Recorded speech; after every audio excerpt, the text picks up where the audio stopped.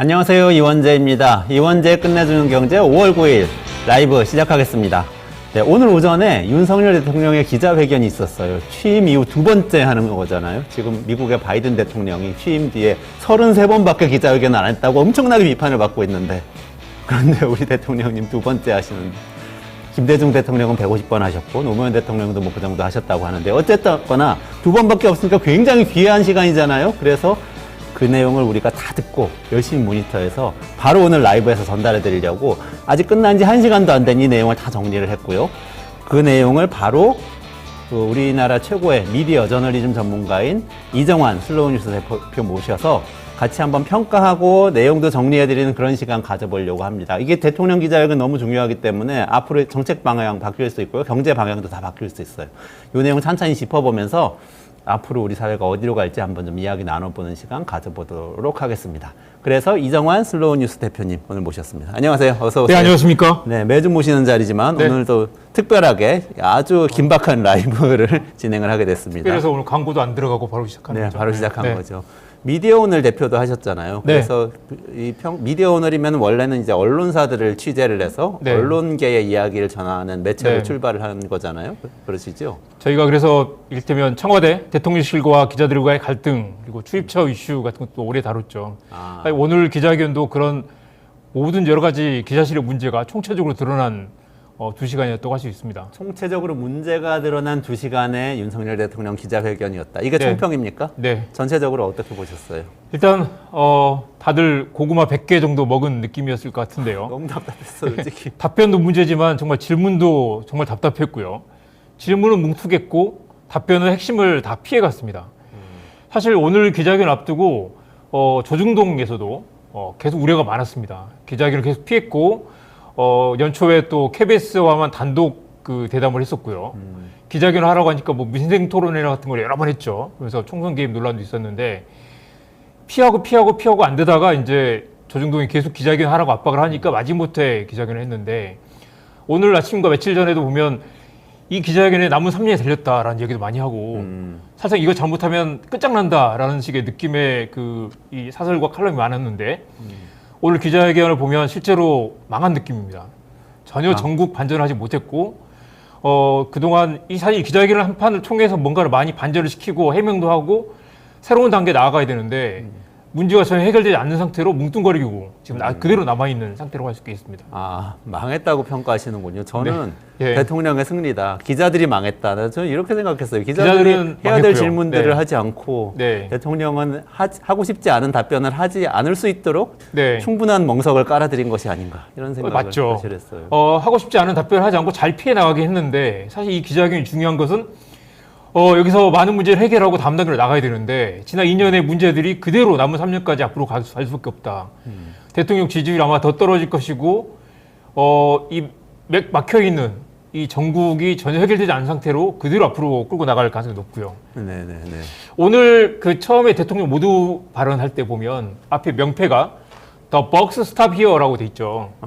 모든 책임은 여기서 멈춘다라는 이제 조 바이든이 선물한 해리 트루먼 미국 전 대통령의 말입니다. 그래서 모든 책임은 여기서 끝난다. 그게 기자회견 할 때 그 앞에 처음에 모두 발언할 때 모두 발언할 때 명패인데 명패 있었죠. 이 윤 대통령이 좋아한다고 해서 조 바이든 미국 대통령이 그걸 선물한 명패입니다. 그 말은 뭐냐면 굉장히 중요한 말이죠. 모든 책임은 내가 진다. 모든 책임은 여기서 끝난다라는 말이기 때문에 그만큼 대통령이 책임 있게 해명을 하고 매듭을 짚고 넘어가야 되는데 오늘 기자회견은 하나도 해결되지 않은 그런 느낌이었습니다. 오늘 아침에만 해도 이 한국일보가 윤석열은 내 편의 범위가 너무 좁아졌다라는 그 지적을 했습니다. 그러니까 그 표현은 뭐냐면 최근 들어 조중동 보수 언론이 윤석열에 대한 강한 압박을 하고 있고 조중동마저도 윤석열을 버리는 게 아니냐라는 그 관측이 많았죠. 정말 강도 높은, 어떨 때 보면 한겨레나 경향신문보다 더 강도 높은 비판을 조중동에서 쏟아냈고, 결국 그래서 윤석열이 밀리다가 이제 기자회견을 하겠다라고 했던 거죠.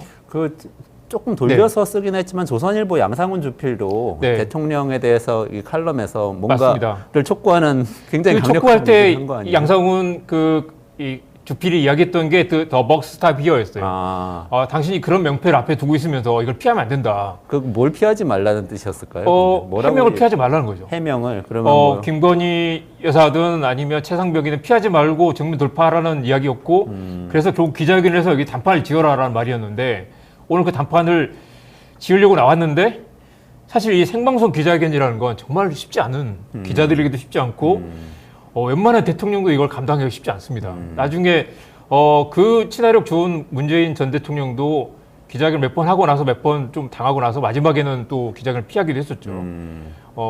문재인 대통령은 사실 기자회견을 좀 잘하는 편이었는데 평가도 좋았고요. 근데 이 조국 사태 이후로 기자회견을 피하다가 마지막에는 신년 기자회견도 생략했던 경험이 있습니다. 그래서 이 윤석열 대통령도 뭐든지 질문하라고 했지만 사실 이런 걸 라이브로 감당할 수 있는 사람은 정말 몇 명 안 됩니다. 기자들도 마찬가지고요. 그렇죠. 피할 수 없으니까 했는데 결국 바닥을 드러냈고 이 전국 반전이 불가능하게 된 정말 이제 모든 문제가 꼬이게 된 그런 상황이라고 할 수 있겠습니다. 그러니까 저희 지금 화요일마다 판교의 지평선이라고 해서 김혜연 님이 나오셔서 네. IT 쪽에 얘기해 주시는데 원래 예전에 청와대에서 커뮤니케이션 하던 분이거든요. 네. 근데 그 얘기 하더라고요. 기자회견이든 행사든 모든 것을 다 참모들이 다 준비하지만 결국은 결판은 대통령 본인이 어떻게 하느냐에 달려있는 게임이다. 이렇게 얘기를 하더라고요. 사실 답변도 중요하지만 답변하는 방식, 그다음에 그 사람의 태도, 그다음에 얼마나 진솔한가, 그다음에 얼마나 진실을 드러내려고 노력하는가, 소통하는가, 그런 것들을 볼 텐데 오늘 기자회견을 전반적으로 총평을 해보면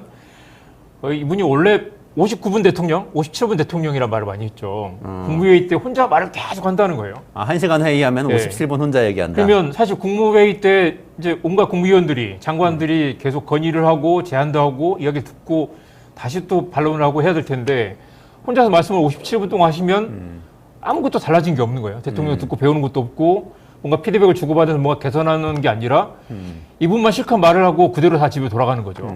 그런데 오늘 기자회견에서도 좀 형식이 좀 독특했죠. 처음에 시작하자마자 별도로 집무실에서 맞아요. 23분 동안 계속 발언을 하시고 또 5분 동안 이제 걸어서 이동한 다음에 기자실 가서 이제 질의응답을 했는데 역시 그 모두 발언에 사실 별 내용은 없었습니다. 근데 우리가 이렇게 열심히 하고 있는데 국민들이 잘 몰라준다라는 그런 뉘앙스가 깔려 있었고요. 오해가 있었다. 네. 이거 최근에 그런 이야기들하고 딱 일맥상통하네요. 그리고 기자회견 내내 질의응답에서도 계속해서 소통을 더 하겠다, 그냥 바뀌겠다라고 말했지만 국민들이 잘 몰라준다. 우리가 뭐 그런 이야기를 계속 반복하셔가지고 그래서 이제 그게 고구마 100개 같은 느낌을 줬겠죠.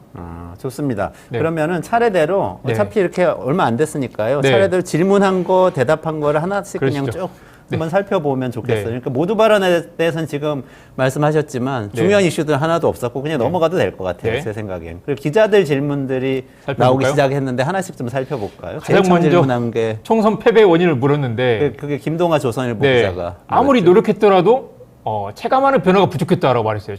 국민들이 체감을 잘 못했다라는 거죠. 우리는 노력했는데 체감하지 못했다. 이게 첫 질문에 대한 답변이었는데 이때부터 뭔가 이거 오늘 기자회견 쉽지 않겠다라는 생각을 했습니다. 그리고 또 중요한 건 경제다라고 했어요. 경제 물론 중요한데 총선 패배 원인이 경제다라고 하는 건 너무 이 경제는 또 대통령이 혼자 할 수 없는 거고 뭐 불강력이다라는 느낌으로 읽혔습니다.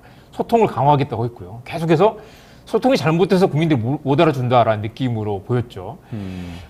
애초에 이 질문부터 잘못된 게 정국이 꼬인 이유가 뭐냐. 경제 때문이라 하면 약간 상황 파악을 좀 잘못한 측면도 있고요. 설명이 부족했다고 강조한 것도 뭔가 논점을 벗어난 것입니다. 제일 중요한 건 이게 방안의 코끼리라고 하죠. 엘리펀트 인 더 룸이라고 하는데 김건희 이슈를 치고 들어가지 않고 김건희 때문에 총선에 패배했는데 김건희 이슈를 계속 외면해서 우회해서 질문하고 대통령도 우회해서 답변을 한 거죠. 김건희 특검법은 이미 사과를 했고 공정하게 수사를 할 거다라는 식으로 답변을 했습니다. 그건 원론적인 답변이잖아요. 사과를 했다는 게 올해 초 KBS 대담에서였을 텐데 박절하게 대하지 못해서 가방을 받았다라는 이야기고 정작 또 중요한 거는 김건희 특검법은 기올백이 아니라 주가 조작 사건이죠.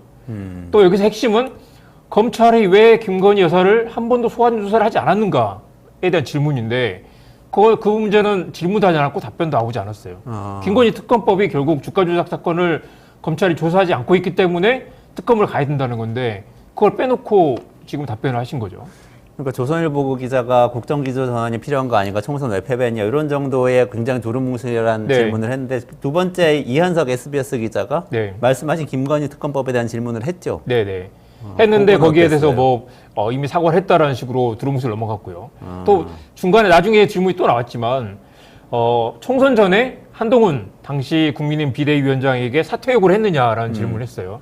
그리고 뭐 화해를 했느냐라고 물어보니까 밥 먹는 자리에서 그런 얘기가 나왔다. 사퇴 요구를 했다는 거죠. 인정했고 오해가 풀렸다라고 얘기를 했습니다. 근데 아직도 뭐 둘이 만나지는 않았다고 하고요. 여전히 뭐 감정이 서로 좋지 않은 가능성이 높습니다.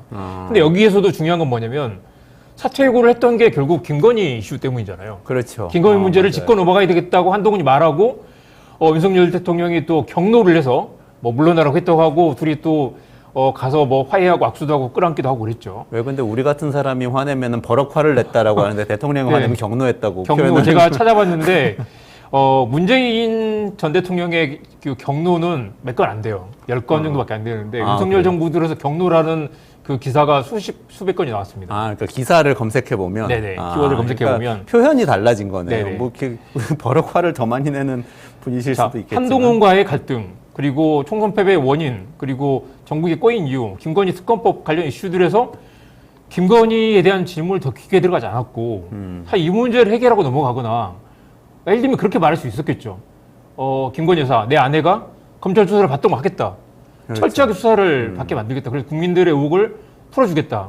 그리고 이런 질문도 당연히 필요하겠죠. 김건희 가방 이야기를 해야 됩니다. 그렇죠. 그래서 가방을 언제 받았는가, 그리고 그걸 언제 알았는가, 그리고 알았다면 신고의 의무가 있죠. 그러니까 그게 이 사건 핵심은 네. 기올백을 받은 거는 명확한 사실인데 네. 김건희 여사는 대통령의 부인이기 때문에 공직자는 아니고 네. 그렇기 때문에 그걸 신고해야 될 의무라든지 또는 뭐 네. 우리 이른바 김영란법에 의해서 처벌의 대상은 아닌 것인데 네. 만약에 대통령이 그 사실을 알았다면 그것은 처벌의 대상이 될 수도 있다는 게 이제 핵심이잖아요, 이 사건에서. 그렇죠. 처벌의 대상이 될 수 있고 일단 무조건 신고 의무가 있기 때문에 신고 의무가 있고. 알게 된 이후로 얼마 안에 신고를 했느냐. 이미 그게 작년에 나왔던 이슈이기 때문에 그게 언론 보도로 뒤늦게 알았다고 하더라도 신고를 했어야 되죠. 신고를 안 했다면 이제 처벌 대상이 되는 거고, 또 하나 이제 직무 관련성이 있느냐라는 건 당연히 기자들이 질문을 해야 되는 거죠. 이게 직무 관련성이 있다고 생각하느냐. 없으면 없는 대로, 있으면 있는 대로 일단 무조건 신고를 해야 되고, 신고를 하지 않았을 경우 이게 실제로 공직자의 경우는 처벌 대상이 될 수도 있고, 대통령이 형사처벌을 받을 수 있는 사안인데 이 문제를 질문하지 않았습니다. 그리고 김건희 그 디올백이라는 게 사실 어떻게 보면 사소할 수도 있는 거고, 실제 형사처벌까지 가지 않을 수도 있지만 작년부터 계속되어 온 굉장히 중요한 그 이슈고, 사실 이것 때문에 몇십 표 굉장히 많은 그 국민의힘 의석이 날아갔을 수도 있는데, 이 사소하지만 중요한 문제를 질문도 하지 않고 답변도 하지 않은 채로 2시간 반의 기자회견이 끝나버린 거죠. 근데 그러니까 저는 질문에 대해서 더 이렇게 질문이 있어요. 저도. 네. 기자들이 질문을 하는데 예를 들어서 첫 번째 질문이 네. 김건희 특검법에 대해서 어떻게 생각하십니까? 어떻게 하실 겁니까? 이렇게 질문을 한 것도 잘못된 거지만 왜냐하면 지금 말씀하신 대로 네, 그거 가방 언제 아셨습니까? 도이치모터스는 왜 수사 계속되지 않습니까? 이런 구체적인 걸 해야 돼. 팩트를 질문해야 된다는 네. 것도 문제지만 한 기자가 질문했는데 두루뭉술 얘기하면 그 기자가 다시 질문을 하거나 아니면은 그 다음 맞습니다. 기자가 그걸 다시 물어보면 되잖아요. 네. 더 구체적으로. 저 백악관 기자회견 때는 그렇게 하는 것 맞습니다. 같은데. 그러니까 백악관 기자회견은 아무런 룰이 없죠. 근데 이제 이게 지난 정부에서도 계속 반복되는 문제였는데, 이 게임의 룰을 누가 정하느냐. 오늘 기자회견 할 때도 그 대변인이, 김수경 대변인이, 정치 현안부터 외교안보, 경제, 사회 순서로 질문을 하겠다라고 하고, 한 분씩 그 손을 들면 질문자를 정하겠다고 그 규칙을 정하죠. 그러면 기자들이 다들 10대 개 정도 질문 준비하고 하고 오지 않았겠습니까? 그런데 손을 들면 자기가 준비한 질문을 읽게 되는 거죠. 이게 계속 질문 치고받고 하면서 더 깊이 들어가는 게 아니라, 이 각자 준비한 커다란 질문을 던지고 대통령이 답변을 하면 거기 더 추가 질문을 해야 되는데 추가 질문을 하지 못하고 다른 사람 넘어가는 거예요. 사실 기자들이 협업을 한다면, A 기자가 질문했는데 이게 답변 부실하면, 그 질문에 대해서 좀 더 질문을 해보겠습니다라고 더 들어가서 기자들 사이에 협업이 돼야 되는데, 이 100여 명이 넘는 기자들이 다 각각 자기 하고 싶은 말을 하고 난 질문했으니까 끝 한 발 물러나 있고 대통령은 적당히 질문을 뭉개는 방식으로 이걸 다 털어버리는 거죠. 근데 그게 협업의 문제가 아니라 아무리 네. 경쟁사고 그렇다고 하더라도 네. 궁금하지 않아요? 그러니까 예를 들어서 김건희 여사 특검에 대해서 대통령이 어떤 답을 했다면 네. 그 디올백은 어디에 있나요? 난 궁금하더라고요. 그게 그렇게 네. 무슨 국가기록물 관리소에 가 있다고 네, 네. 그랬잖아요. 네. 진짜로 거기 가 있는 건지 아닌지 네. 언제 갔는지 네. 이런 게 궁금하잖아요. 재질이 할 그렇습니다. 것 같은데 안 하더라고요. 지금 그 방송이 끝나고라도 질문을 끝나겠다고 할 때 마지막 하나만 물어보겠습니다. 디올백은 도대체 어디 있나요? 라고 질문을 물어볼 수 있었겠죠. 그런데 너무나도 예의 바른 기자들이 그 룰을 깨뜨리지 못하고 그리고 자기 질문 순서가 되면 이렇게 거대 담론 거대 담론을 물어보고 무슨 세미나 발제를 네. 하시는데 그렇게 하고 그리고 끝났습니다. 꼭 경제 분야를 하자고 대변인이 얘기를 해도 나는 네. 손들고 지정됐으면 그냥 정말 국민들이 궁금해하는 걸 물어볼 수도 있잖아요. 그렇습니다. 그렇지 지금 않더라고요. 경제 분야 질문을 해야 될 시간인데 제가 기회가 왔으니까 아까 빠뜨린 국민들이 정말 중요한 질문을 이 질문을 꼭 해야 되겠습니다. 라고 양해를 구하고 질문할 수 있겠죠. 그렇게 하지 않았습니다. 다른 걸로 한번 넘어가 볼게요. 네. 다른 이슈들도 있었잖아요. 네. 최상병 특검법이 네, 지금 또 최상병 이슈인데. 특검법이 사실 지금 상황에서는 가장 중요한 쟁점이고 어떻게 보면 이것 때문에 사실 탄핵까지 가야 되는 게 아니냐라는 말이 나올 정도죠. 그런데 윤 대통령은 일단은 사법 절차를 지켜보자라고 했습니다. 납득이 안 되면 내가 먼저 특검을 하자고 제안하겠다라고도 했습니다. 핵심은 대통령실에서 임성근 그 해병대 사단장을 수사 대상에서 빼라고 지시했느냐 하지 않았느냐입니다. 그게 최대 정점이고 지금 최근 며칠 사이 언론 보도 나온 것들 밝혀진 사실들 그 통화 내역이 시간대별로 나왔죠. 드러난 사실은 명확한 건 대통령실에서 국방부에 전화를 했고 국방부에서 그 다음에 경북경찰청에 전화를 해가지고 수사 자료를 가져가겠다. 이 작업을 회수하겠다라고 하는 사실이 명확하게 드러나 있습니다. 그러면 임성근 사단장을 빼라고 했다는 것, 그 지시가 대통령실에 내려왔을 가능성이 매우 높다라는 거죠. 실제로 그 인과관계를 밝히는 것 거의 명확한데 지금 이제 최종적 확인하는 단계만 남아 있는 상태고 그 부분을 두고 이제 특검을 하자고 하는 것이죠. 자, 그런데 대통령이 처음에 길게 답변하겠다라고 말을 꺼내놓고는 답을 하지 않았어요. 정작 별 내용이 없었고요. 중요한 질문은 뭐겠어요? 중요한 질문은 당신이 알았느냐, 그렇죠. 당신이 지시했느냐. 네. 이게 대통령에서 좀 전화한 거 알고 있었느냐? 그 전화가 윤석열이 지시한 것이냐라고 물어봤어야 되죠. 아주 간단한 질문이고 이 질문을 빼고는 도대체 오늘 2시간 반 동안의 기자회견 중 가장 중요한 질문이 그거고 그걸 빼고는 기자회견 할 수가 없는 상황인데 그걸 빼놓고 2시간 반을 흘려보낸 것입니다. 그러니까 이게 김현빈 기자죠. 한국일보 네. 기자. 네. 한국일보 기자가 질문을 했는데 네. 그 질문 자체는 되게 셌어요. 어떻게 네. 들으면은 죽음을 악용하는 나쁜 정치라고 했고 국민 네. 상당수는 근데 이 특검을 지지하고 있고 거부권을 또 행사할 건지 이유는 뭔지 외압 의혹도 있다 얘긴 다 했는데 네. 그 말씀하신 그 팩트에 대한 구체적인 네. 게 딱 빠져 있어요 질문에. 그렇죠. 그리고 하면 사실 다시 질문을 하거나 보통 이제 마이크를 가져가 버리기 때문에 더 질문할 수 없는 것도 있었겠지만 그 다음 기자가 그 질문을 넘겨받았어야 됐죠. 근데 또 그 다음에 이제 이종섭 네네. 장관 이야기가 또 나왔습니다. 그 근데 이승준 한겨레 기자 이어지진 질문이었죠. 않았고 두 분 다 사실 유일하게 그나마 이제 그 질문이 좀 날카로웠던 부분이 최상병 특검법 관련 질문이었는데 이걸 정말 노련하게 정말 뭉개고 넘어갔죠. 이종섭 장관을 왜 출국시켰느냐? 그 이 사태에 책임이 있는 장관을 출국시킨 것에 대한 이제 질문인데 정말 듣고 귀를 의심할 정도로 인사보고서에서도 몰랐다라고 얘기를 했습니다. 그러니까 전혀 알 수가 없는 거라고. 대통령실에서 몰랐다. 그러니까 출국 금지 사실을 몰랐다는 건데 출금이 걸렸느냐 안 걸렸느냐가 중요한 게 아니라 애초에 범죄 혐의 그리고 수사를 받고 있는 사람을 호주 대사로 임명하는 것, 특히 외교적 참사가 될 걸 모르고 임명했다는 것. 결과적으로는 또 이 사람이 사퇴를 했잖아요. 외교적으로 심각한 패착이 됐고요. 그걸 부정할 수 없는 상황인데 이걸 대통령이라는 사람이 몰랐다. 출국 금지에 걸린 거 몰랐다라고 말하는 것 자체도 정말 이해할 수 없는 상황이었고 근본적으로 수사를 피하려고 출국시킨 거 아니냐라는 질문을 던졌어야 됐죠. 그 의혹이 남아있는 상태고 그 의혹에 대한 해명이 안 돼 있는데 그 질문을 던지지도 않았고 거기에 대한 답변도 하지 않았습니다.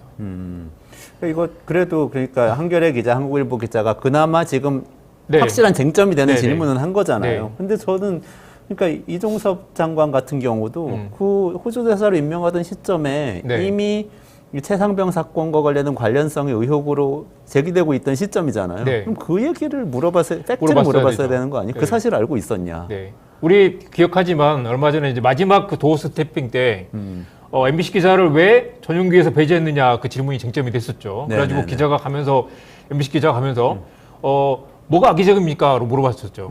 대통령이 그걸 보고 또 경로를 해서 그 다음 날부터 도어 스태핑을 중단했었죠. 네네네. 그런데 예를 들면 그렇게 패기 있게 뭐가 악의적입니까? 라고 질문한 기자가 이날 현장에 없었고 사실 아까 듀얼백은 어디 있나요? 라든가 아니면 대통령실에서 전화한 게 맞나요? 윤 대통령이 지시를 하셨나요? 그 질문을 던졌어야 됩니다. 만약에 이날 기자회견에서 하지 못했다면 복도로 걸어간 대통령 붙잡고 나서도 뒤통수에 대고 물어봤어야 될 질문을 아무도 하지 않았다라는 게 이 국민들을 대표해서 나가 있는 기자들에게 국민들이 갖는 그 불만과 답답함이겠죠. 그리고 저출생 반도체 산업 질문 열심히 준비해 왔더라도 네. 얘기가 분위기가 이렇게 흘러가고 네. 있으면 다음 질문 손 들고 물어봐야 우선순위 될 것 문제인데 같은데. 저출생에 대한 그 정책적 그것도 중요하겠지만 사실 거기에는 쟁점이 크진 않거든요. 저출생 대책 정부 부처를 만들겠다고 했고 이러저러한 육아휴직을 늘리고 여러 가지 대안들을 만들겠다고 했는데 사실 그건 쟁점이 있는 게 아니기 때문에 그거는 복지부의 사무관한테 물어보나 네네. 대통령한테 물어보나 똑같은 대답이 나오는 질문이잖아요. 아, 참 답답하네. 네. 좋아요. 그래도 이슈들 하나씩 조금 더 살펴보죠. 일단 런종섭 사태, 이종섭 장관 네. 건에 대해서 대통령은 뭐라고 대답을 했죠? 아까 그 인사부서에서 몰랐다. 몰랐다. 그리고 출국 금지가 문제가 아니라 사실 애초에 이 논란이 될 걸 몰랐다는 게 문제인데 그 질문 다 벗어났었죠. 그리고 고발됐다는 것만으로 인사를 안 할 수는 없다고 그랬잖아요. 그것도 그거 정말 예. 사실 인사를 안 할 수 없다는 건 그렇다 치도 이건 외교 문제이기 때문에 그렇죠. 결과적으로 지금 호주 언론에서도 한국에서 죄 짓고 도망쳐 온 사람이 지금 호주 대사로 왔다라고 해서 논란이 됐었고 또 이분을 이제 논란이 되니까 한국에 들어오게 해가지고 무슨 이 방위산업 장관 회의인가를 만들었잖아요. 네. 오늘 아침에 보면 그 장관 회의를 급조하느라고 7천억 원이 들었다고 하는데 7천만 원이 들었다고 하는데 이 무리한 인사 실패를 억지로 변명하고 뒤덮느라고 얼마나 많은 그 국가적 손실이 초래했느냐 그 질문을 다 빼먹은 거죠. 네. 한동훈 비대위원장하고 갈등 관련해서 아까 조금 말씀해 주셨는데 네네. 그것도 한번 짚어보면 좋을 것 같아요. 네네. 오해는 풀렸다. 오해는 풀렸다라고 했지만 그렇게 이제, 대답을 했잖아요. 다시 만날 그리고 중앙일보 기자가 네네, 질문을 하더라고요. 다시 만날 거냐라고 네. 물어보니까 아직 만날 계획은 없다고 했고 한동훈도 정치인이기 때문에 성장할 거로 본다. 그러면 덕담 비슷하게 정치 잘 걸어 나갈 것이라고 얘기했죠. 근데 아까도 지적하셨지만 네. 이 이슈는 네. 한동훈 위원장이 김건희 여사 특검에 대해서 가졌던 어떤 입장 때문에 네. 오해가 생겼던 것이냐 사실은 그게 오해냐 결정적으로 그거잖아요. 그러니까 계속해서 그게 쟁점이었고 한동훈 체제가 성공하기 위해서는 수직적인 당정 체제. 그러니까 대통령이 지시를 하면 국민의힘이 따라가는 그 체제를 극복할 수 있느냐. 결국 최대 리스크가 윤석열이었기 때문에 윤석열과 국민을 어느 정도 분리하느냐가 총선의 최대 관건이었죠. 그렇기 때문에 한동훈은 되게 조심하면서도 결국 김건희 건도 해결하고 넘어가야 된다. 듀얼백 사건을 어느 정도 짚고 넘어가야 된다라고 아주 조심스럽게 던졌는데 윤석열 대통령 입장에서는 네가 감히 김건희 건을 꺼내라고 그 분노를 했던 거죠.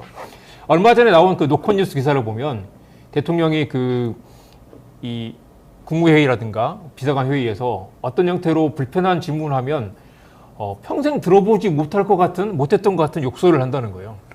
그래가지고 그게 뭐지? 이 비서관들이 처음에 이제 조심스럽게 조언을 하다가 그 욕설을 한번 듣고 나면 다시는 그런 말을 못하게 된다는 거죠. 그래서 이 최근에 이제 그 대통령실 주변에서 나온 이야기는 주변에서 이 직설적인 조언을 하는 참모들이 대부분 다 교체됐거나 말을 아끼고 있어서 대부분 S맨들만 주변에 남아 있는 상태다.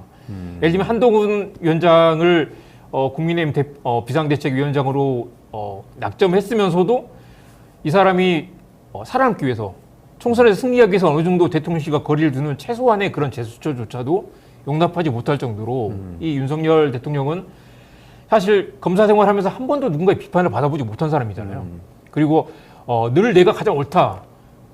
나쁜 놈들을 심판하고 처단하는 그 검사의 이 태생적인 그런 그 제스처 때문에 사실 그걸 대통령이 돼서도 비판을 수용하지 못하고 사과를 하지 않고 늘 내가 옳다. 국민들이 나를 잘 이해하지 못해서 그렇다. 소통을 하지 못해서 오해하고 있다라는 식으로 그렇기 때문에 아직까지도 한동훈과의 갈등을 해결하지 못했고 결국 총선 패배까지 이어졌는데도 아직도 그 원인을 이해하지 못하고 있는 모습입니다.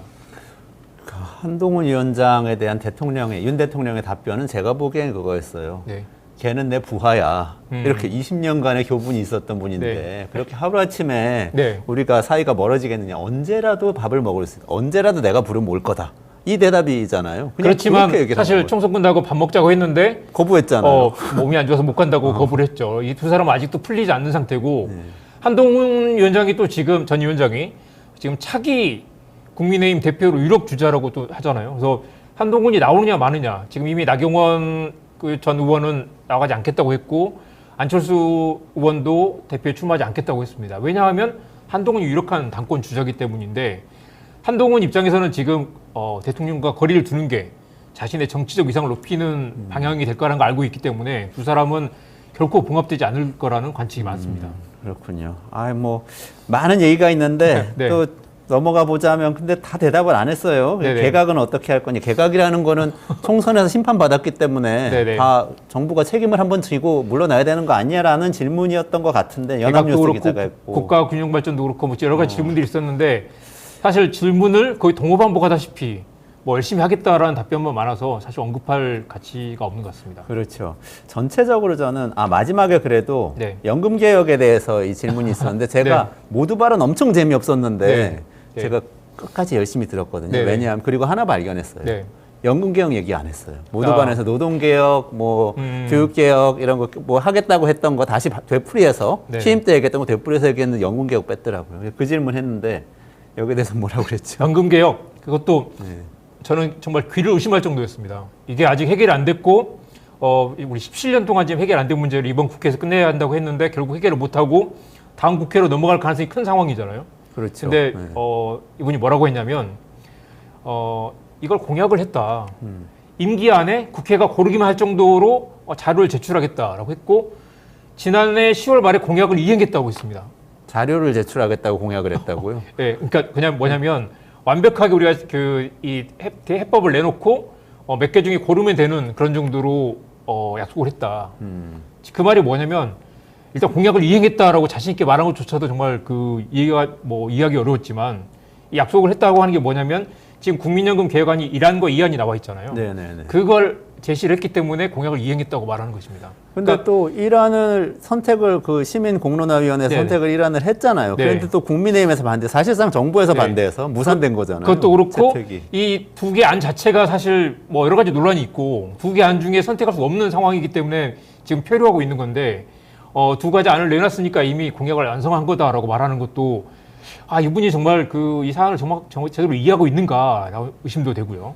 결국 두 안이라는 게 하나는 더 내고 더 바뀌고 하나는 더 내고 그대로 바뀌 두 가지 아닌데 전문가들은 이게 둘 다 문제가 많다고 하고요. 국회에서 결국 합의도 안 되고 지금 이 표류하고 있는 상황이잖아요. 공약을 이행한 게 아니라 이걸 해결하지 못하고 있는 상태고 국민적 합의를 이루지도 못했고 애초에 그 국민대표단을 통한 논의 과정 자체도 문제가 있었다는 말이 나옵니다. 그런데 애초에 기금 안정이냐 보장 확대냐 둘 중에 하나 고르면 된다라는 그런 접근에 문제가 있었다는 얘기죠. 결국 사실 더 많이 내야 되고 이걸 또 지금 그대로 받는 것도 문제가 많다라는 전문가의 지적도 있고 충분히 사회적 합의도 이루어지지 못한 그런 상태라는 게 문제의 원인인데 대통령도 그동안 입장을 밝히지 않았죠. 근데 입장을 얘기 안 한 거죠. 두 가지 안을 툭 던져놓고 공약을 이행했다. 고르면 되는데 왜 안 고르고 있느냐라고 말하는 건 정말 이 복잡한 문제를 너무 쉽게 생각하고 계시는 게 아닌가라는 생각이 들었습니다. 안 하겠다는 얘기를 한 것 같고 지금 네. 뭐 많이 들어오셔가지고 시청자 여러분이 의견 주시는데 지금 이런 얘기가 많아요. 포도나무님 짜고 치는 기자회견이다. 뭐 로마님 기자들 수준에 실망했다. 뭐 그 외에도 많은 분들이 언론의 문제를 지적을 하고 있는데 네. 이거 전공 분야이시잖아요. 네. 기자들이 왜 이렇게 긴장하고 제대로 질문 못하고 재질문도 못하고 그러는 거예요? 일단 사실 라이브 기자회견은 기자들에게도 사실 엄청난 스트레스고요. 과거 보면 질문 한번 좀 잘못했다가 두고두고 박제돼서 욕을 먹거나 아니면 사실 기자 생활이 끝장나는 그런 경험을 한 분들도 없지 않아 있습니다. 그렇지만 기자 생활 뭐 10년, 20년, 30년 얼마나 할지 모르지만 대통령한테 제대로 된 질문 한번 해보는 게 어떻게 보면 그래서 기자 스타 생활에 기자가 된 경우가 사실 거의 없고요. 그리고 사실 뭐 어떤 경우는 막 엄청난 비난에 시달리다가 막 기자 생활에 커리어가 거의 끝장나다시피 한 경우가 실제로 있었어요. 네. 과거 뭐 KBS 기자가 대담을 한번 했었는데 이번에 말고요. 문재인 정부 시절에 사실 그때도 막 좀 삐딱한 자세로 앉아 있다라는 비판을 받기도 했고 나름 도발적인 질문을 던졌는데 사실 그 경우는 1대1 대담이었는데 사실 그런 대담을 한국에서 소화할 수 있는 사람은 아마 손석희 전 사장이나 몇 사람 되지 않습니다. 사실 그래서 이제 내공이 다 드러나고 결국 엄청난 비난에 직면한 그런 경우도 있었고요. 몇 년 사이에 최근 또 이제 그 팬덤 정치, 진영 정치가 강화되면서 기자들 개인에 대한 공격도 많이 늘어났습니다. 그리고 또 회사를 대표해서 나오기 때문에 또 너무 튀면 곤란하다 그런 인식도 좀 있는 것 같고요. 기본적으로 이 대통령도 권력기관이지만 감시 대상이고 국민을 대표해서 그 자리에 앉아있다라는 걸 인식하지 못하는 태도가 있는 것 같고요. 왜 이렇게 기자들이 기백이 없을까? 특히 또 많은 이제 국민들이 불편하게 생각하는 건 권위주의적인 정부에서 좀 더 기자들이 조심스럽고 또 약간 진보 성향 정부에서 좀 기자들이 좀 더 이 말을 좀 쉽게 한다 그런 오해 또는 일말의 진실도 있는 것 같고요. 특히 또 최근 이제 윤석열 정부 들어서는 기자들에 대한 압수수색 또 기자들이 또 검찰 수사를 받는 경우도 많이 있고 실제로 그런 위축 효과가 어느 정도 작동하고 있는 것 같기도 합니다. 근데 그런 것도 있지만 네. 출입처 시스템이라는 게 네. 지금 대통령실에 어쨌든 홍보수석이나 대변인한테 잘 보이고 대통령한테 좀 네. 잘 보여야 되는 그런 맞습니다. 상황이 있는 거 아니에요? 맞습니다. 기자들. 저는 너무 공손하고 긴장을 해서 네. 그걸 좀 느꼈어요, 사실. 전에 그 박근혜 정부 시절에 심지어 박근혜 전 대통령이 탄핵을 당해서 직무정지가 돼 있는데 당시 그런 일이 있었어요. 기자간담회 할 건데 노트북 들고 오지 말고 녹음기 들고 오지 말라고 하니까 기자들이 알겠습니다 하고 가서 그냥 빈손으로 가가지고 이렇게 두 손을 굳게 모으고 이렇게 이야기를 끄덕끄덕하고 듣고 있었던 때가 있었어요. 그래가지고 와 어떻게 기자들이 저럴 수 있냐 다들 생각했겠지만 왜 이런 일이 벌어질까 생각을 해보면 출입처라는 게 대통령실도 마찬가지고 정부 부처 심지어 기업 기자들도 마찬가지지만 삼성도 출입 기자 네. 있고 그런 거죠. 정서적으로 취재원과 출입 기자들이 가까울 수밖에 없는 그런 출입처 문화라는 게 있습니다. 왜냐하면 이 경우는 대변인실과 가까워져야 취재가 용이하기도 하고 불편하게 생각하면 취재 편의를 제공받지 못하거나 아니면 궁금한 거 물어볼 때 답변을 받지 못하게 될 가능성이 있기 때문에 어느 정도 우호적인 관계를 유지하려고 하는 경향이 있죠. 예를 들면 내가 회사를 대표해서 이 부처에 출입을 하는데 대변인이 나오고 말을 안 하려고 해. 전화를 받지 않아. 그러면 굉장히 곤란한 상황이 되겠죠. 그래서 어느 정도 우호적인 관계를 유지해야 되는 그런 것도 있고 상당수 언론사에서 이제 그 출입처가 또 어느 정도 민원 창구 역할을 하는 것도 사실입니다. 그리고 출입 기자들이 하루 종일 출입처로 출근해서 출입처에서 또 퇴근을 하잖아요. 실제로 그래서 어떻게 보면 이제 출입처의 기자 관리하는 이제 직원들과 좀 굉장히 정서적으로 의대적으로 가까운 그런 경향이 그러니까 그 정서적이고 업무적으로 좀 편하기 위해서도 있지만 아까 말씀하신 것 중에서 네. 민원 창구, 언론사가 대통령실의 민원 창구로 그 맞습니다. 출입 기자를 활용한다. 네. 이거는 무슨 얘기예요? 이거는 많은 정부 심각한 부처 출입 기자들이 사안에 따라 민원을 해결하는 그런 이 역할을 하는 게 공공이라는 사실입니다. 그래서 하다못해 작은 것부터 우리 창간 기념일인데 대통령실에서 무슨 축사를 받는다거나 아니면 많은 언론사들에서 이제 그 경제 관련 포럼 같은 걸 진행할 때 대통령실이나 총리가 축사를 보내거나 아니면 직접 와서 이렇게 악수를 하고 사진을 찍는다거나 그런 것들부터 또 정부 광고도 꽤 많은 사실 제가 그 미디어를 했을 때 4년 반 동안 거의 1조 원 가까이 정부 광고 지출됐잖아요. 정부 광고도 사실 이런 친소 관계에 따라 또 영향을 미치기도 하고요. 또 공공이라는 비밀 중 하나는 방송통신위원회를 출입하는 방송사 출입 기자들은 이분들이 또 취재라는 역할이기도 하지만 또 이 방통위가 또 규제기관이니까 방통위를 상대로 또 어떤 이제 그 로비스트 역할을 하는 그런 경향도 있습니다. 그래서 자기 회사의 의견을 그러니까 본인의 보도에 대한 게 아니고 다른 자사 보도에 취재도 대한 하면서도 사실 이제 그래서 의견을 전달한다는 거죠. 불편한 진실이지만 방송사 기자들이 법인카드를 들고 공무원들 접대하는 그런 것도 공공연한 비밀입니다. 그래서 그래요? 기자들이지만 사실 우리 방송사의 이 민원을 전달하고 또 서로 주고받으면서 정보를 얻는 그런 역할도 하는 거죠. 또 참여정부 이후 이 노무현 대통령이 거기 또 엄격해서 노무현 전 대통령은 해양수산부 장관 시절에 기자들에게 기겁을 했다고 하죠. 맨날 그 기자실에서 고스톱 치고 공무원들 돈 잃어주고 하는 걸 보면서 이제 강력하게 언론 개혁을 하려다가 결국 실패했죠. 그래서 이제 참여정부 시절에 이제 그런 엄격한 그런 이제 출입처 시스템을 좀 거리를 뒀는데 사실 이제 노무현 정부 이후부터 청와대 이제 춘추관 당시 그래서 이제 직접적으로 이제 그 전에는 막 기자들이 들어가서 막 그 서류도 뒤지고 막 서랍에서 뭐 훔쳐오기도 하고 막 이렇게 컴퓨터 넘겨보고 하고 그랬었는데 이제 완전히 그 출입 시스템이 강화돼 가지고 실제로 이제 그 행정동에 직접 그 접근도 못하는 그런 경우가 많아서 대부분 다 이제 릴리즈 중심 보통 이제 공개된 정보 중심으로 취재를 하기 때문에 사실 대통령 출입이 큰 의미가 없기도 하고 그렇기 때문에 오히려 더 이제 비공식적으로 이제 그 주는 정보들에 의존할 수 없기 때문에 더 이제 더 잘 보여야 되는 그런 이제 정보의 비대칭 관계가 존재하는 것 같습니다. 그러니까 정리를 해보자면 단독 기사 하나라도 써보려면은 네. 취재원하고 친해야 되니까 네. 이런 공식적인 자리에서는 공손할 수밖에 없다. 그리고 우리- 두 번째로는 네. 회사 민원을 가서 해결해야 네, 되니까. 그렇습니다.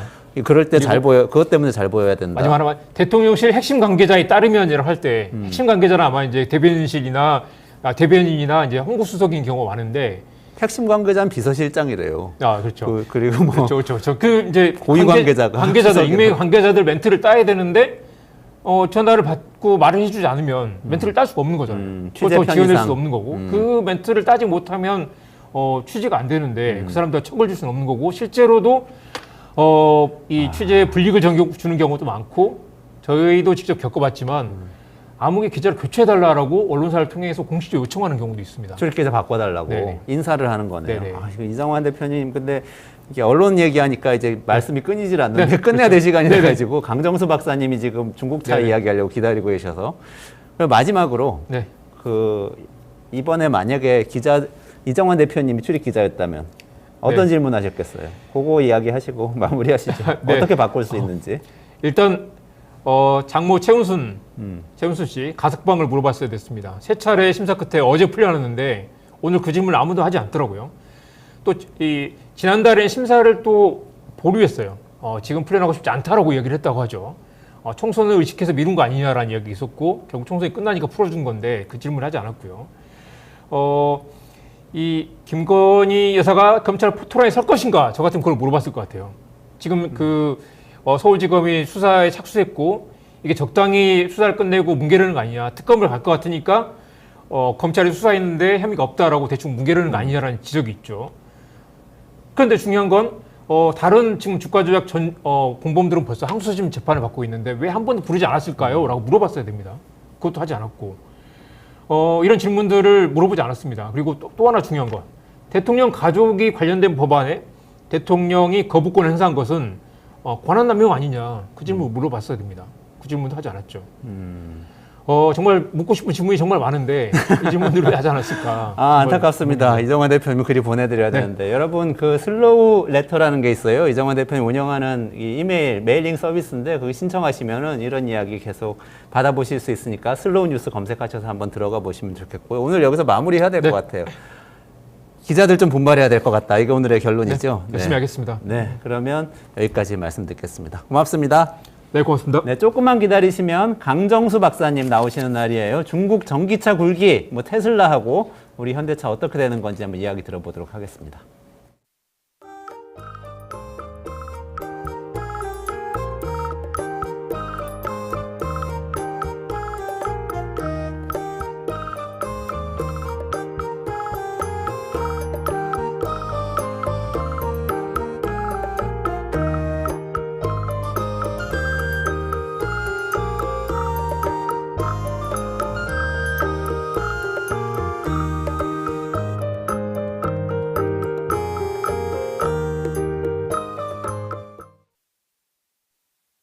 점상 런칭 기념 하반기 업종 전략 3인 3사 강연회 5월 25일 하반기 유망업종 전망은 사전 등록으로 선착순 100명 참여 가능. 김민준의 답은 AI 반도체, 최병훈의 반도체 대 2차 전지 비교 분석, 김봉만의 2차 전지와 조선 수익의 길, 점상 구독자는 강연회가 무료, 점상 구독자란 점상 추천주, 라이브 요약본부터 점상 강연회 참여 등 다양한 프리미엄 콘텐츠를 누릴 수 있습니다. 지금 점상을 구독하고 홈페이지에 등록하면 강연회가 무료! 점상과 함께하는 특별 강연회, QR코드를 인식해 확인해보세요. 6점 네, 이원재 끝내주는 경제입니다. 네, 강정수 박사님 모시고요. 오늘 중국 전기차 굴기 어떻게 봐야 되는지 좀 말씀 나눠보도록 하겠습니다. 강정수 박사님 어서 오세요. 안녕하세요. 네. 아니 우리 테슬라 분석 계속 해주시다가 갑자기 보니까 중국 전기차가 전 세계 판매량 1위를 차지했을 뿐만 아니라 중국 국정만 따지면 절반 이상 56%나 차지했다고 이런 뉴스가 나오더라고요. 네, 사실 2023년에 중국차가 세계적인 무대에 본격적으로 등장하면서 처음으로 항상 원래는 독일이 1위 자동차 수출 국가였는데 일본이 그걸 제낀 지 한참 되면서 10년 가까이 일본이 1위를 했었는데 역사적으로 볼 때는 2023년이 처음으로 중국차가 세계 자동차 1위 수출 국가로 등극을 합니다. 자동차 전체죠, 그러니까. 네, 자동차 시장 전체에서 내연차까지. 1위 수출 국가를 했는데 얼마를 수출을 했냐면 522만 대를 수출을 했어요. 근데 그 중에서 순수 전기차는 170만 대고요. 그러니까 이것이 이제 전년도 대비는 한 57%를 상승한 비율이니까 꽤나 많이 된 거죠.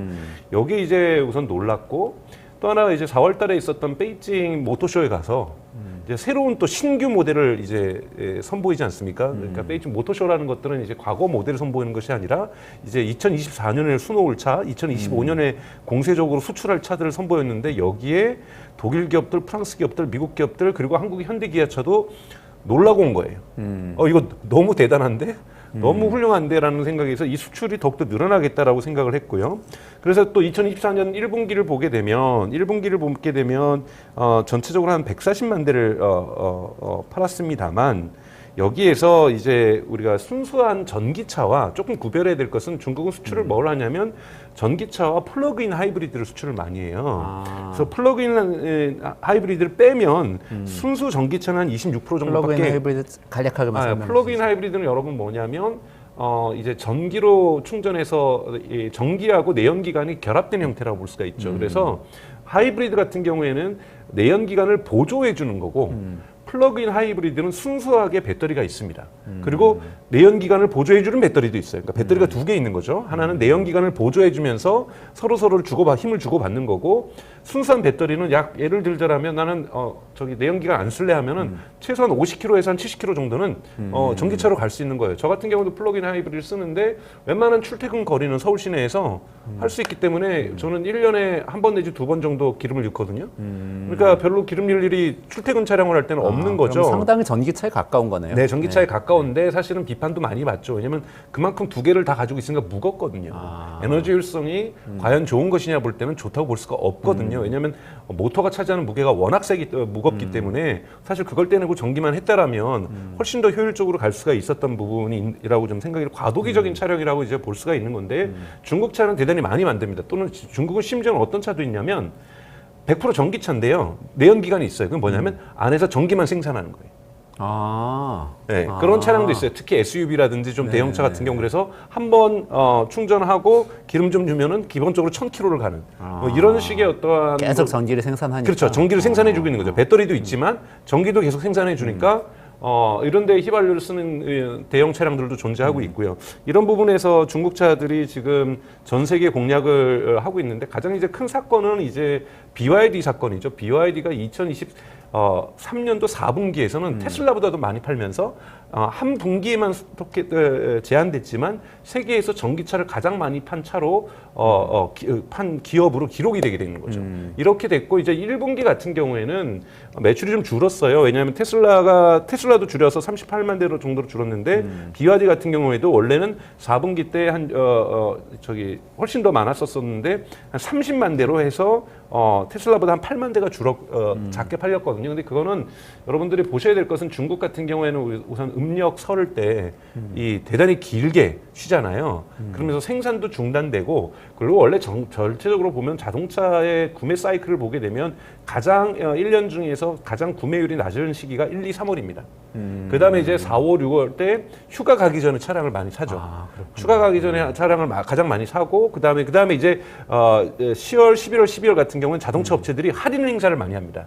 올해 실적을 좀 높이기 위해서 할인 행사를 많이 해서 대단히 경제적으로 합리적으로 자동차를 사려고 하면은 겨울에 10월, 11월, 12월에 차를 많이 사는 편인 거고요. 그러니까 이런 식으로 판매가 되기 때문에 1월 달에 좀 판매가 줄어서 테슬라 같은 경우보다 BYD가 좀 더 줄어들었기 때문에 BYD의 실적이 1위로서는 안 보이지만 그래도 30만 대를 팔았다라는 것은 대단히 많이 판 거죠. 왜냐하면 1년을 합치게 되면은 충분히 100만 대가 넘는 숫자가 나올 수가 있는 거기 때문에 대단히 위력적이라고 볼 수가 있습니다. 그래서 중국차가 잘 팔리기도 하고 가격도 저렴하고요. 특히 BYD 같은 경우에는 C거리라는 것은 만 달러에서 15,000달러가 나오고 있는 거고요. 그리고 이제 여러분들 잘 아시는 샤오미라든지 그다음에 뭐 또는 길리라는 자동차 회사가 있습니다. 길리라고 해야 되나요? 네. 길리라고 발음할 때 길리 같은 경우에는 이미 볼보를 가지고 있고 볼보에서 폴스터도 라는 전기차 브랜드도 갖고 있죠. 물론 이거는 생산은 스웨덴에서 되긴 합니다. 볼보를 인수한 건가요? 네, 인수한 거죠. 그래서 중국이 인수했고 사실은 길리는 여러분들 보셔야 될 것이 그 메르체데스 벤츠의 제 1대 주주가 어딜까요? 이렇게 물어보는 거니까 그 중국인 것 같은데. 네, 길리입니다. 길리예요? 네, 근데 이제 경영권을 가질 정도의 압도적 지분을 갖고 있지는 않아요. 그런데 이제 독일도 되게 놀랬죠. 독일 정부에서도 그래서 앞으로는 중국 정부가 미국, 독일의 전략적 산업을 지분을 가질 때는 이제 정부의 허가를 받는 쪽으로 법을 나중에 개정을 합니다. 그래서 메르세데스 벤츠의 1대 주주도 중국인 길리가 지금 차지하고 있는데 1대 주주가 다만 경영권에 영향을 미칠 정도로 다수 지분은 아니라는 이런 부분에서 차이점은 있지만 길리가 대단히 중국에서 번 돈으로 해외에다 많이 투자를 했고 어려웠던 볼보를 인수했고 볼보가 폴스터라는 독립적인 자동차 브랜드를 내고 있으니까 이것도 이제 크게 볼 때는 중국 브랜드라고 볼 수가 있고 또 이제 지커라고 해서 샤오미처럼 대단히 이 프리미엄 자동차를 잘 만듭니다. 그래서 이 프리미엄 자동차도 대단히 잘 만들고 있고 이거를 시승해 본 사람들이 이 정도면은 거의 테슬라랑 견주어도 크게 손상이 없다. 그러니까 부족함이 없다. 뭐 이런 식의 평가들이 또 나오고요. 그 다음에 또 하나 이제 여러분들이 주목하셔야 될 것은 자율주행 자동차 기술입니다. 그러니까 뭐 중국 도시 호안 같은 데 가면은 택시의 10대 중에 4대가 지금 로보택시라고 할 정도로 로보택시라든지 자율주행에 중국 정부가 진심입니다. 전력을 다해서 지원을 하고 있거든요. 택시 40%가 로보택시라고요? 네, 한 도시에서. 한 도시 안에? 네네. 어마어마한 겁니다. 어마어마한 아니에요? 거죠. 그래서 거기서 누적되는 AI에 기반한 자율주행 같은 경우에는 여러분 데이터의 누적이 대단히 중요합니다. 풍부한 데이터가 있을수록 여러 가지 상황에서 미세 조정을 할 수가 있기 때문에 이런 데이터들이 대단히 풍부하게 중국은 쌓이고 있다는 거고 여기에서 껍데기 자동차에만 불과했던 테슬라도 이제 데이터 안전성과 관련된 테스트를 통과했죠.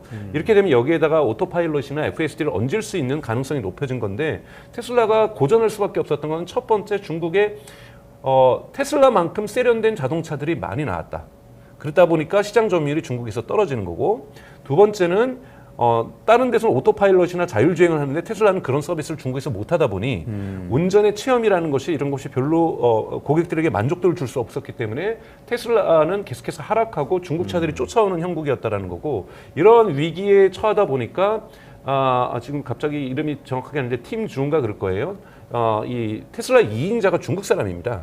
중국에서 태어나서 이제 미국에서 공부한 분이신데 이분이 상하이 팩토리 전체 테슬라 공장을 전체적으로 주도했었고 근데 워낙 일을 잘해서 본사로 와가지고 세계의 자동차 판매 전략을 세운다든지 이런 일들을 하다가 요번에 급파했어요. 중국으로 다시.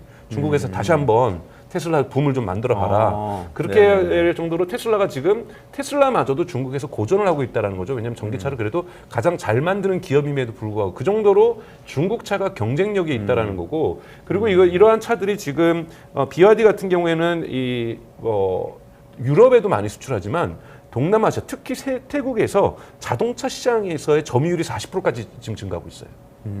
그러니까 거기는 동남아가 어디입니까? 태국은 일본 자동차 업계들이 그렇죠. 1위부터 5위까지를 다 차지하고 있고 그렇죠. 심지어는 맞아요. 자동차를 많이 팔기 위해서 일본 정부가 고속도로 짓는 거를 융자해줘가지고 고속도로까지 짓게 하고 그렇죠. 맞아요. 그러면서 차를 팔았던 이런 데서 갑자기 BYD가 치고 나오고 있고 유럽 같은 경우에서 이제 특히 문제가 되는 것은 중국은 전통적으로 여러분 또 하나 보셔야 될 것이 소비자 보조금을 그렇게 중국 정부가 주지 않습니다. 소비자가 너무 많거든요.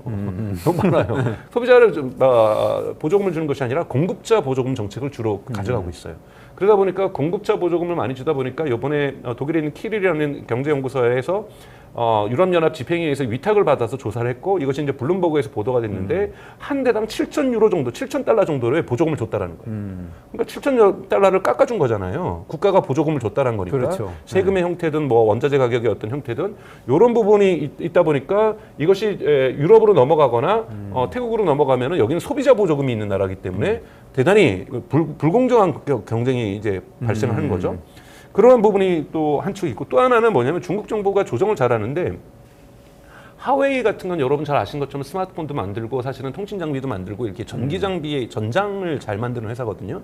이 하웨이하고 하웨이하고 다른 자동차를 만드는 회사가 4개가 붙었습니다. 이 자동차 4개 업체는 그냥 차만 만드는 거예요.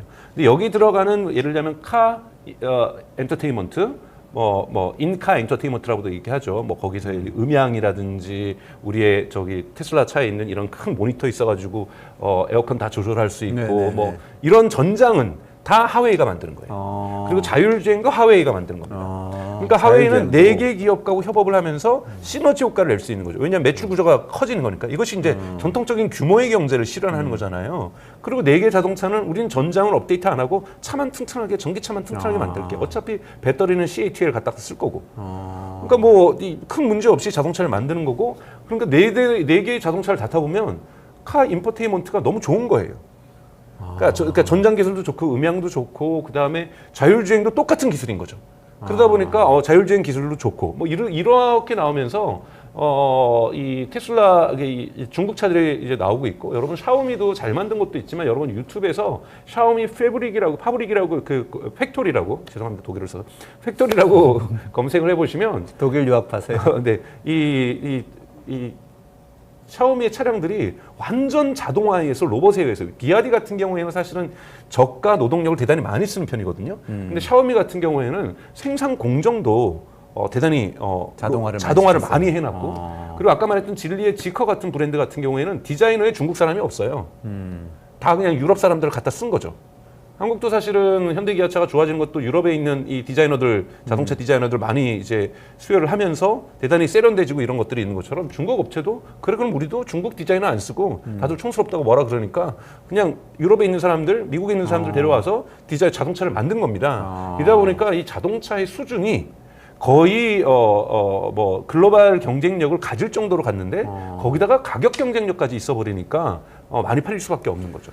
이게 지금 정리를 해보니까 만만치 않네요. 그러니까 중국 차가 그냥 옛날에 우리 뭐 현대차에서 포니 만들어서 막 덤핑이라는 소리 들으면서 수출했을 때하고는 좀 또 다르게 그렇죠. 자체적인 화웨이 같은 회사들이 나와서 자체적인 전장 기술하고 자율주행 기술도 갖추고 그리고 유럽에서 디자이너도 수입하지만 또 유럽의 볼보나 메르세데스 벤츠 같은 데 투자하고 해서 기술도 가져오는 거 아닙니까? 네, 그럼 그렇죠. 기술도 가져와서 힘을 딱 갖춰가지고 지금 세계 시장에 딱 나와서 1위를 딱 먹어버린 거네요. 그렇죠. 근데 그러면은 제 질문은 일단 예전에 그 독일에서 자동차 1위 하다가 일본에서 자동차 1위 할 때 그게 다 국력하고 관련이 있잖아요. 네. 독일이 뜰 때 2차 대전에 독일이 다시 뜰 때 자동차로 그렇죠. 뜨고 일본도 뜰 때 뜨고 그렇죠. 질 때 자동차하고 같이 지잖아요. 또. 네.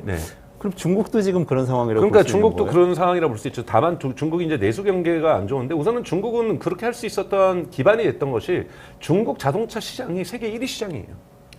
내수 시장이. 내수 시장이 1위 시장이고 2위 시장이 미국이고 3위가 유럽이거든요. 그러니까 내수 시장이 워낙 크다 보니까 이 내수 시장에서 지금까지 가장 많이 차를 팔았던 기업은 폭스바겐이었어요. 폭스바겐이 이제 중국 기업과 합작해서 팔았던 기업들에서 폭스바겐이 이제 아우디까지 포함해서 가장 많이 팔렸는데 이제 폭스바겐이 3위로 밀려났거든요. 그러니까 독일로 볼 때도 대단히 그러니까 요번에 이제 논쟁이 되는 것이 이제 유럽연합 집행위에서는 이거는 불공정 공정이니까 예를 들자면 그 공급자 보조금을 주고 있으니 생산 보조금을 주고 있으니 이거는 불공정 경쟁이 된다. 우리는 소비자 보조금까지 주니까 중국 차가 너무 유럽에서 저렴해진다. 그래서 관세를 높이자라고 정치권들이 이제 목소리를 높이는 거예요. 그랬더니 이제 독일 자동차 협회에서 손들고 아니 올리면 안 돼요. 만약에 우리가 보호주의를 써가지고 관세를 올리면 중국에서도 독일 차를 올릴 거 아닙니까? 그런데 뭐라고 표현하냐면 현재 아무리 우리 매출이 떨어졌어도 중국에서 팔리는 독일 자동차의 총량이 유럽과 미국에서 팔리는 것보다 많습니다라는 거예요. 이미 가장 큰 시장이 예, 중국이다 우리가. 그러니까 그러니까 독일 입장에서도 이게 점차 감소는 하고 있지만 판매량이 감소는 하고 있지만 그럼에도 불구하고 독일 입장에서는 중국 자동차 독일 입장에서 중국 자동차 시장은 유럽과 미국을 합친 것보다 많은 거예요. 그러면 여기서 보호주의를 중국에서도 그러면 보복으로 걸을 거 아니에요. 관세 장벽이라는 건 서로 경쟁하듯이 나오는 거니까. 그러면 독일 차들이 더 경쟁력이 없어지면 중국 자동차 기업은 뭐라고 얘기를 하냐면 그러면 우리가 지금 전기차로의 전환의 속도를 빠르게 갈 수가 없다. 돈을 벌어서 지금 전기차로 전환하고 있는 건데 돈을 못 벌게 되면 이거 전기차 전환도 못 한다. 그렇죠. 그러니 미안하지만 중국 차가 유럽에서 많이 팔리는 거 우리 감내하겠다. 그러다 보니까 유럽연합에서도 지금 가장 강력한 목소리를 낼 수 있는 데가 그러니까 자동차 정책과 관련돼서는 독일하고 프랑스인데 프랑스도 같은 입장이거든요. 그러다 보니까 이 두 나라에서 이렇게 나오다 보니까 유럽은 여기에 대한 관세 장벽을 칠 수 없는 이런 형국으로 지금 가고 있는 거죠. 되게 곤란한 입장입니다. 시장이 크니까 그런 강점이 일단은 그럼요. 있네요. 네. 지금 오늘 많이 들어오셔가지고 질문을 주시는데 이거 좀 여쭤볼게요. 그럼 우명님이 중국이 자율주행 선점 효과 노리고 하고 있는 것 같은데 우리나라는 어떻게 되는 거냐? 우리나라 치고 나갈 수 있냐? 이런 상황에서. 오늘이 이제 또 주셨어요. 한국의 자동차의 날이었거든요. 네. 그래서 이제 거기에서 나왔던 기조 발표 중에서도 이 자율주행과 관련돼서 우리나라 진심이어야 되는데 이거 너무 뒤쳐져 있다. 그래서 사실은 지금 이제 거의 결정난 것은 미국 주도의 자율주행, 그거는 이제 한 축은 이제 알파벳, 구글이 모에서는 알파벳이 갖고 있는 웨이모의 한 축과 그 다음에 이제 테슬라의 한 축이 존재하고 있는 거고요. 이 기술력에 있어서는 여기가 그래도 1위 기술력이라고 볼 수가 있고 2위 기술력이 되게 근소한 차이로 지금 중국이 쫓아가고 있다라고 볼 수가 있습니다. 그런데 저는 사실은 한국 같은데 기회가 오기가 어려울 거라고 저는 생각이 들어요. 사실은 근데 우리가 초기에 인텔 칩이 없어도 우리 노트북하고 이런 거 많이 팔았잖아요. 네. 그렇죠. 팔 수 있습니다. 그러니까 기술력이 있는 건 아니지만 막 기술력이 있는 많이 것이 아니니까 조립해서 이것이 팔았죠. 예를 들면 테슬라가 원하는 구도예요. 테슬라는 FSD를 현대기아차에게 주겠다. 현대기아차에 줄 테니까 뒤에다가 조그맣게만 써달라. 테슬라 인사이드라고. 뭐 또는 광고할 때 그렇게 돼요. 뭐 이렇게 하든지 이렇게 해가지고 협력을 하자라는 것이 지금 테슬라의 입장이거든요. 어차피 워낙 개발비가 많이 듭니다. 그러니까 자율주행이라는 건 지금 상암에서 돌아다니고 있는데 그 정도 데이터 축적으로도 안 되고요. 또 하나 일론 머스크가 뭐라 그랬냐면 작년까지 테슬라의 자율주행이 진화하는데 가장 걸림돌은 우리는 GPU가 없어서 부족해서 그렇다 해요. 엔비디아의 GPU 사기가 정말 돈이 있어도 못 삽니다. 그러니까 작년에 마이크로소프트, 그다음에 메타, 그다음에 아마존, 구글이요. H100 가장 좋은 GPU조에 약 40%를 샀어요. 4개 기업이. 완전히 속된 말로 도리하는 거네요. 네, 그러니까 4개 기업이 40%를 사니까 여긴 테슬라는 끼지도 못했어요. 그래서 테슬라는 작년에 H100이 아니라 A100을 10만 개를 삽니다. 그거보다 좀 떨어진. 그러면서 그거를 가지고 양으로 맞추는 거고 테슬라는 또 자체 칩도 GPU 연산할 수 있는 자율주행하는 칩을 생산하고 있고요. TSMC에서. 그래서 올해 4월에서야 겨우 병목 현상을 해결했다. 테슬라가 묶일 정도면 현대 기아차는 뭐 그거는 그렇죠. 그러니까 제가 말씀드린 게 그거예요. 못하겠네. 그러니까 테슬라는 도조 슈퍼컴퓨터를 만들고 있고 여기다가 지금 케이펙스라고 하는 카펙스라는 설비 투자 부분에서 AI 설비 투자를 지금 이번 1분기에만 해도 10억 달러를 하고 있어요.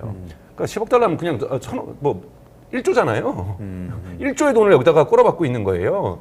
여러분 1조의 돈을 여기다 꼬라박고 죄송합니다. 꼬라박고라는 죄송합니다. 일단 투자하고 있는 거고 이게 어느 정도의 크기냐? 이번에 오늘 카카오가 실적 발표했잖아요. 사실 카카오의 1분기 영업이익이 1,000억이에요. 1,000억. 거기서도 AI 투자하겠다 그래요. 그럼 이 1,000억을 다 투자할 수는 없잖아요. 그렇죠.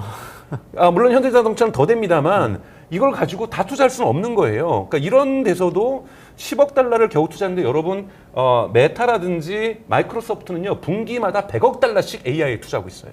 근데 이거 갑자기 생각이 나는데요. 네. 그 아까 화웨이가 자동차 회사들하고 협업한다고 그랬어요. 네. 삼성전자 같은 데가 왜 하만도 인수하고 그랬었잖아요. 네. 삼성전자가 나서서 현대차, 뭐 네이버 이런 데 협업해가지고 뭔가 한국 컨소시엄 이런 거 만들면 그러면 안 돼요? 좋죠. 그러니까 이런 것들은 그래서 정부가 지금 전략이 없다고 저는 산업 전략이 없다고 보고 있는 거예요. 그러니까 예를 들면 하웨이가 괜히 하고 싶어서 4개 자동차를 했겠어요. 분명히 저는 뒤에 중국 정부가 그러한 전략적인 규모의 경제 효과를 창출할 수 있고 분업을 통해서 뭐 데이비드 리카르도까지는 안 가더라도 비교 우위에 의해서 분업하려고 하는 그걸 통한 시너지 효과를 지금 산업으로 창출해서 이걸 가지고 글로벌 시장을 제패하려고 나아가고 있는데 한국 같은 경우는 그냥 각계약진하는 거예요. 이렇게 그리고 뭐 해봤자 상암에다가 뭐 자율주행 실험 테스트 뭐 도로 만들어주는 것 이걸로는 되는 것이 아니라 말씀하셨던 것처럼 삼성이나 네이버라든지 이런 쪽에서 또는 SKT라든지 KT라든지 이런 컨소시엄을 통해 가지고 자율주행의 기술에 대한 집중적인 투자 그리고 각사마다 H100 사느라고 엔비디아의 GPU 사느라고 에너지를 쓰지 말고 각사가 합쳐서 클러스터를 만들고 이걸 가지고 예를 들면 컴퓨팅 파워를 증대시키고 왜냐하면 삼성 같은 경우 슈퍼컴퓨터를 가지고 있거든요. 그러니까 이러한 부분에서 협력 구도를 좀 만들어서 전략을 만들어야 된다고 저는 생각이 들고요. 중국자가 만약에 공세를 해도 쉽지는 않을 거예요. 한국에 공세를 해도 차량으로 볼 때도 여러분 일론 머스크가 뭐라 그랬냐면 자율주행이 안 되는 차를 피처폰이라고 얘기를 하고 네. 자율주행이 되는 차를 스마트폰이라고 얘기를 했어요. 네. 사람들은 피처폰과 스마트폰이 비교될 때 결코 피처폰을 사지 않을 거라고 얘기를 했단 말이에요. 그러면 중국차가 한국을 들어올 때는 하나의 피처폰이 될 가능성이 있어요. 왜냐하면 한국 정부가 분명히 또 정보 보안이라든가 이런 걸 통해 가지고 지도 데이터라든지 왜냐하면 자율주행인 지도 데이터가 반드시 필요하거든요. 이런 부분에서 허락을 안 할 가능성은 좀 존재하기 때문에 동일한 피처폰인 현대자동차의 전기차와 중국차의 전기차가 경쟁할 가능성이 있는 거죠. 그러려면 여기에 초기에 현대기아차가 스마트폰으로 진화할 수 있도록 다양한 방식들을 만들어줘야 되는 거고 현대기아차도 스스로 노력을 해야 되겠지만 산업정책적으로도 이런 부분을 좀 만들어줘야 될 필요가 있다고 저는 생각을 하고 있습니다. 현대기아차가 긴장해야 되는 게 아니라 정부가 긴장을 해야 되는 거군요. 왜냐하면 산업질서 질편이 만들어면 지금 이제 나오고 있는 게 이제 중국이 이제 과잉 생산 얘기가 나오는 거잖아요. 네네. 그러니까 오버 캐파시티가 나오는 거고 이것이 지금 국제적으로 대단히 큰 이슈가 되고 있고 지난달 같은 경우에는 미국의 재무부 장관이 직접 중국을 방문해서 제니 옐런이 갔죠. 가가지고 오버 캐파시티 문제, 그러니까 즉 이 과잉 생산 문제 해결해 달라. 이런 걸 국가적으로 아예 아젠다로 지금 삼고 있는 상황이거든요. 이런 부분에 대해서 우리가 중국을 하청 기업이, 하청 업체, 하청 생산 공장, 뭐 이런 공장지대로만 생각해서는 이제는 안 된다. 중국 또한 그러니까 전 세계 내놔서도 결코 뒤처지지 않는 경쟁력 있는 제품들을 만들고 있다는 것을 인정해야 됩니다. 왜냐하면 반중 정서가 있다는 것 충분히 이해하고 그것을 제가 무조건 나쁘다고 말씀드리는 것이 아니라 시장은 냉정하게 봐야 되는 거거든요. 시장은 냉정하게 보면 볼수록 우리가 여기에 대한 캐치업, 우리가 따라갈 수 있는 전략들, 우리가 역전할 수 있는 전략들 또는 1등을 계속해서 유지할 수 있는 전략들을 내놓을 수가 있는 거기 때문에 이런 부분에서 중국의 능력을 제대로 봐야 되는 거고 오히려 과잉 생산 부분에 대해서 어떻게 대처할 것인가가 대단히 중요하다고 저는 보고 있습니다. 강 박사님 그 자동차 전문가시잖아요. 자동차 네. 산업. 그래서 저 궁금한 게 지금 중국차가 그런 비아디나 샤오미나 이런 자동차가 나오는 게 예를 들면 옛날에 한국 자동차가 처음 생길 때 생각하면 어느 정도 수준이라고 생각하는 게 좋아요? 그러니까 예를 들자면 과거에 2000년대, 2010년대 전후에서는 대부분 합작회사를 통해서 만듭니다. 중국은 합작회사가 아니면 팔지 못하겠죠. 그래서 기술 이전하려고 했죠. 그때 정도가 예를 들면 한국의 한 80년대 수준이나 90년대 수준이었다고 본다면 지금은 제가 보기에는 차이를 얘기한다는 것 자체가 넌센스예요. 기술력의 차이가 없다. 기술력의 차이가 없다라고까지 이제 수준까지 왔죠. 물론 중국에는 아직 싸구려 차들이 많이 있어요. 많이 있고 많이 팔리는 차. 중국에도 내연기관차 있는데 잘 못 만들어요. 우선 엔진과 모터나 파워트레인 부분에서는 한국에 비해서 많이 떨어져 있습니다.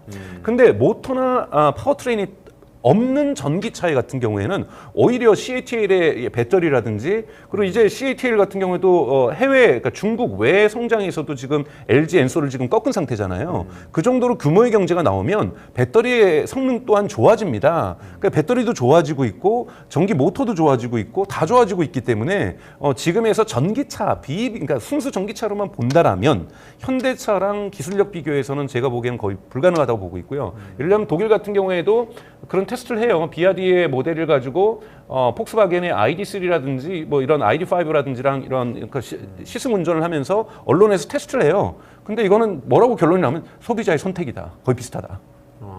독일차하고도 견주고 있는 수준까지도 가고 있는 거기 때문에 절대 무시할 수는 없는 그러니까 중국 전기차의 실력이라고 볼 수가 있습니다.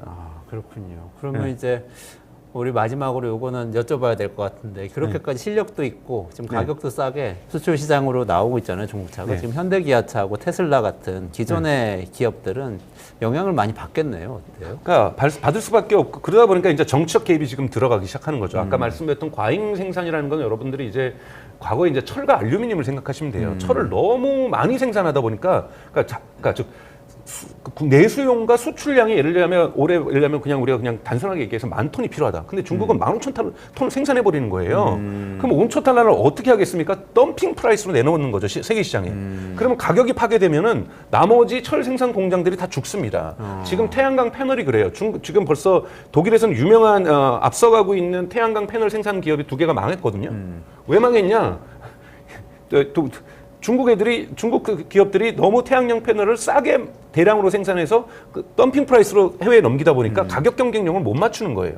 아예 미국 같은 경우 이걸 수입을 막아버렸죠. 그러면서 미국에다가 태양열 패널을 만들어 보겠다 이렇게 해가지고 지금 전환을 하고 있는 거고 지금 한국에 있는 하나도 되게 어려워하는 것이 가격 때문에 그렇거든요. 그러니까 이런 부분에서 그러니까 이것이 이제 과잉 생산의 문제점인데 자동차도 그러고 있다라는 거예요. 그러니까 즉 내수 시장과 지금 내수 시장이 전기차가 지금 안 좋은데도 똑같이 작년 대비 비해서 생산량을 늘리고 있고 수출 시장도 지금 전체적으로 전기차가 조금 성장률이 주춤하고 있는데도 똑같이 만들고 있으니 가격을 할인시켜내는 거고 여기다 정부 보조금과 요인이 세계 시장을 교란한다라는 거예요. 그런 부분에서 이제 이 오버 캐파시티 이제 과잉 생산을 갖다가 미국 정부라든지 유럽 정부가 이제 항의를 하는 거고 그런데 이제 좀 반론에는 뭐가 할 수 있냐면 저것도 보호주의에 대한 핑계다. 보호주의 하려고 이제 과잉 생산으로 계속 몰아간다는 거죠. 중국에서 말하는 건 또 그 입장이거든요. 그래서 이러한 정무적인 정치적인 해결이 없으면 순수하게 지금 전 세계에서 그냥 품질과 가격으로만 경쟁한다면 지금 테슬라도 그렇고 한국 현대기아차도 이기기 어려운 거죠. 현대기아차가 지금 잘 팔리고 있는 이유는 미국 시장에서 중국 차의 진출을 정치적으로 완전히 차단해주고 있기 때문에 그렇게 되니까 전기차를 오히려 중국 차만큼 저렴하게 만들고 있는 게 한국 차고 또 기아에서 EV3가 나오거든요. 이것이 지금 미국 진출하게 되면 충분히 경쟁력 있으면서 미국 시장에서 대단히 많은 판매를 만들어낼 수 있는 거죠. 근데 이것이 조건이 뭐냐면 중국 차가 미국에 진출하지 않기 때문이라는 거죠. 이런 기회를 현대차는 누릴 필요가 있는데 이것이 영원하다고 생각하시면 안 된다는 거죠. 그러면 과잉 생산 실체가 있다고 보세요, 근데 어떻게 보세요? 있을 수 있죠. 왜냐하면 특히 정부 보조금을 주고 있는 거는 실체가 있고 사실로서 드러나고 있거든요.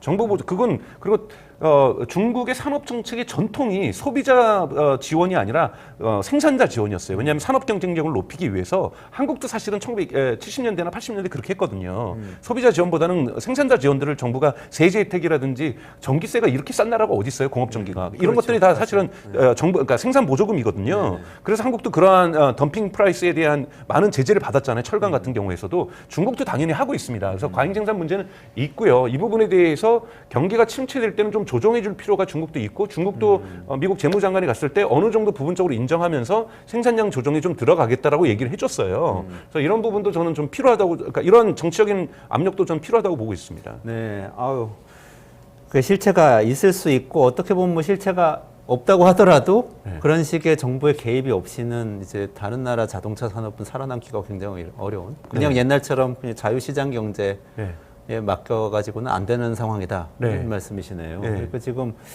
오늘 좀 이야기를 마무리해야 될 것 같은데요. 지금 그러니까 이런 부분들이 저는 이제 지금 계속해서 나오는 게 보호주의의 강화죠. 미국이 특히 바이든 행정부에서 보호주의가 비판도 많이 어마어마하게 받는데. 비판은 있지만 자국의 산업을 지켜야 되는 거고 거기에 있는 노동자들의 일자리를 지켜야 되는 부분들이 민주당 정부에서는 대단히 중요하게 이제 보고 있는 거죠. 그렇기 때문에 앞으로의 미래 산업에서 중요한 철강 뭐 이런 거에 덤핑 프라이스를 넘기면 되는데 철강을 가지고 또 앞으로 가서 예를 들면 미국이 생산 기지를 만들 생각은 없어요.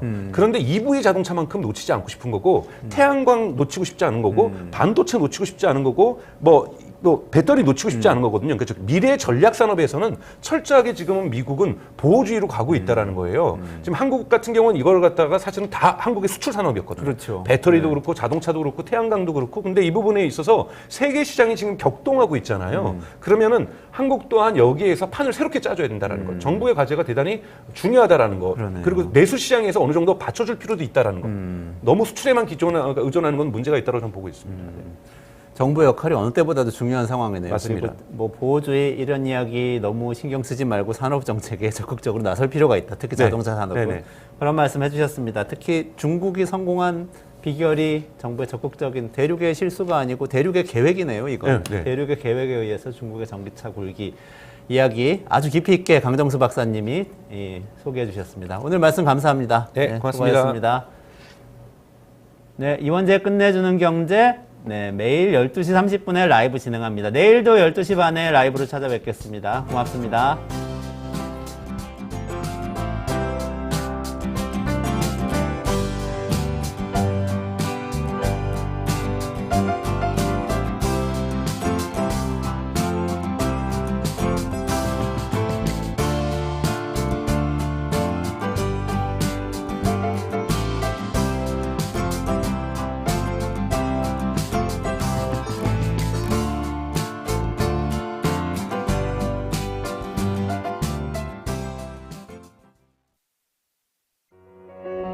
재단에서 뜻을 함께할 정기 후원자분들을 기다립니다. 우리 아이 재단은 한반도 어린이를 위한 재단입니다. 배고픈 어린이들에게 영양 가득한 국수를 보내고 영유아 자폐 조기검사 지원, 베이비박스의 이유식 정기 배달, 중증장애 미취학 아동들을 지원하고 있습니다. 따뜻한 손길을 이어주는 분들께 우리 아이 팔찌와 감사 선물을 드립니다. 지속적인 지원을 통해 더 많은 어린이들에게 도움을 줄 수 있도록 정기 후원자가 되어주세요. 후원 문의 02-2128-3344, 2128-3344